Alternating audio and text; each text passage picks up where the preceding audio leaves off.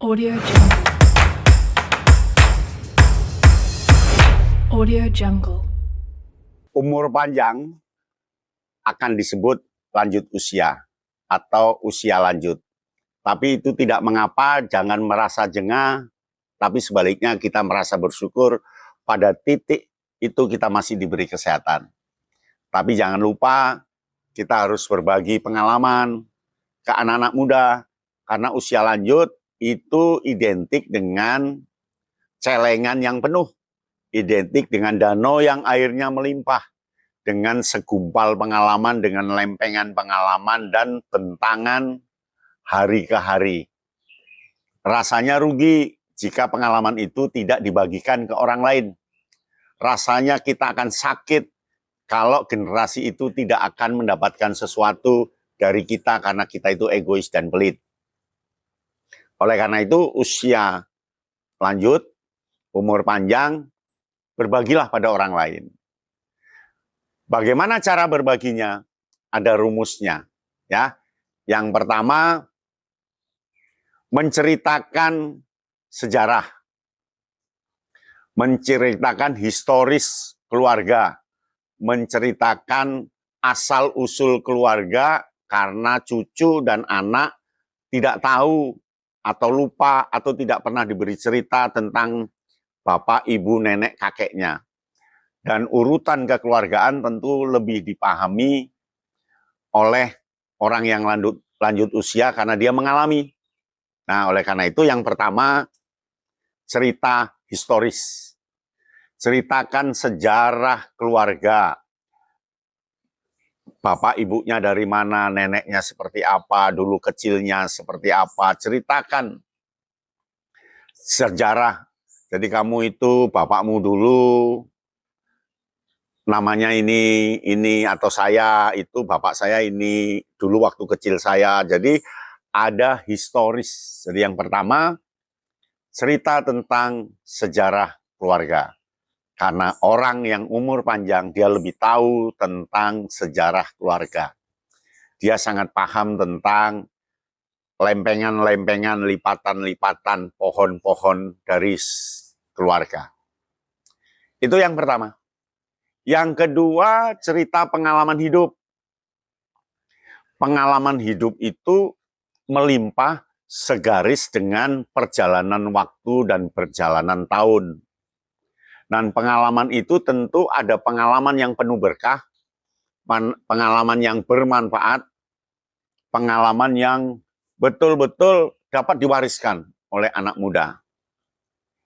Jadi tidak semua pengalaman kita berikan, ya kan? Tetapi pengalaman yang punya keberuntungan, punya nilai kebahagiaan, punya nilai yang bagus, berikan.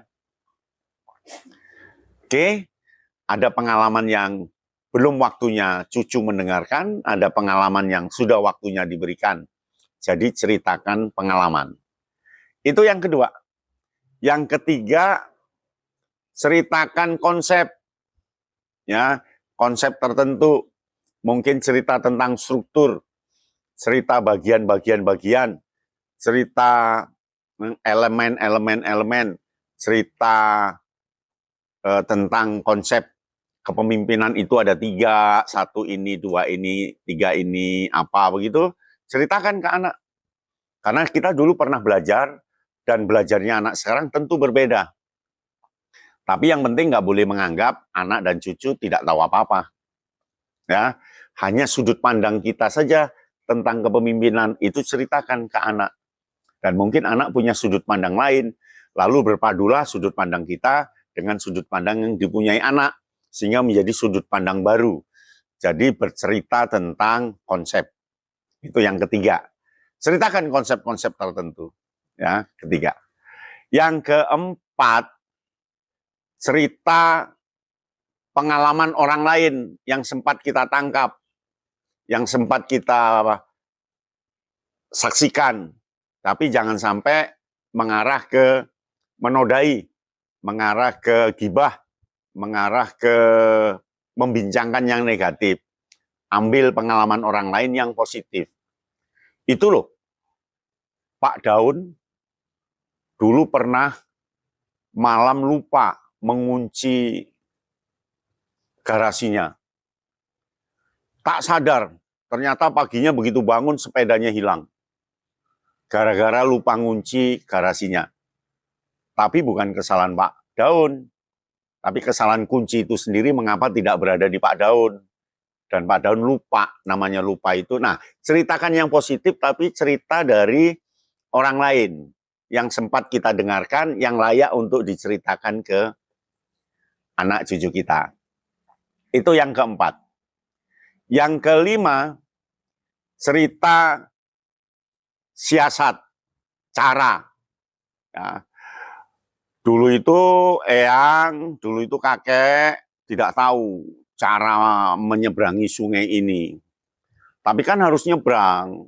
Supaya tidak basah, eyang cari tongkat. Tongkatnya saya cari yang panjang.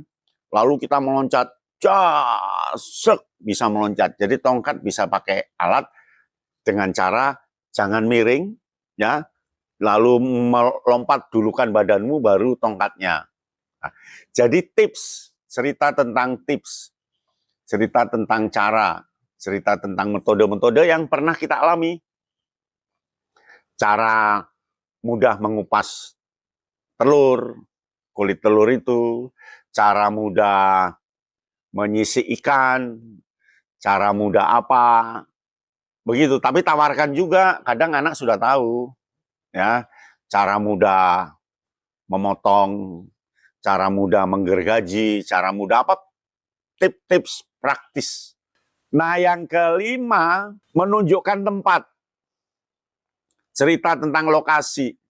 Jadi kita cerita lokasi-lokasi tertentu, danau itu seperti apa, laut seperti apa, desa seperti apa, lalu kota mana yang pernah kita kunjungi, kondisinya seperti apa, peta apa.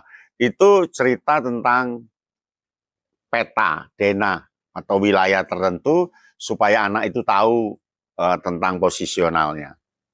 Nah, cerita itu bisa pengalaman seorang kakek, atau kakek tahu kalau tempat itu begini. Sungai ini, di dalamnya ada ikan ini.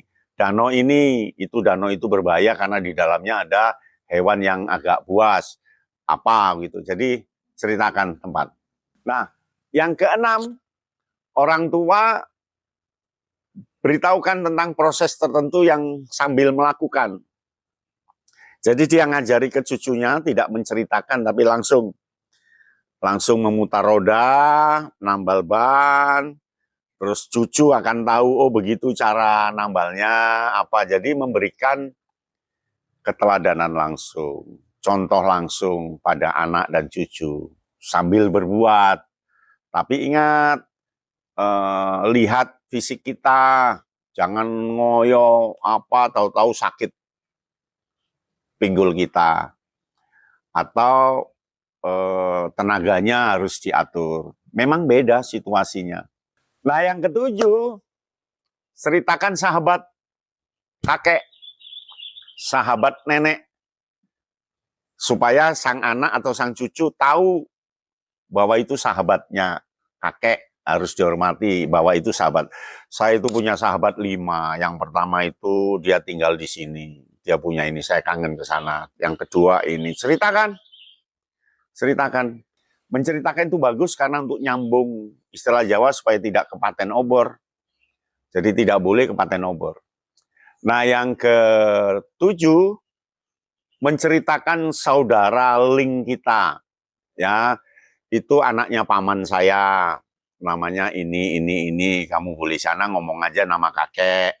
Yang itu adiknya ini, itu saudara masih di sini. Yang ini. Lalu ajak mereka berkunjung. Ajak cucu dan anak berkunjung supaya tidak kepaten obor. Ya, kalau tadi kan teman, sekarang ini saudara sendiri. Ajak saudara ke sana kemari dan seterusnya. Itu bagus untuk untaian pengalaman. Nah, lalu yang terakhir, ceritakan keberuntungan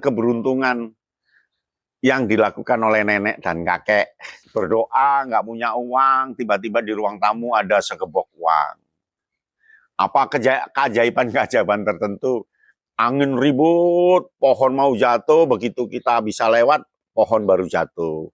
Jadi kita punya keberuntungan, untung aku wis lewat, untung saya sudah lewat, baru pohon tumbang.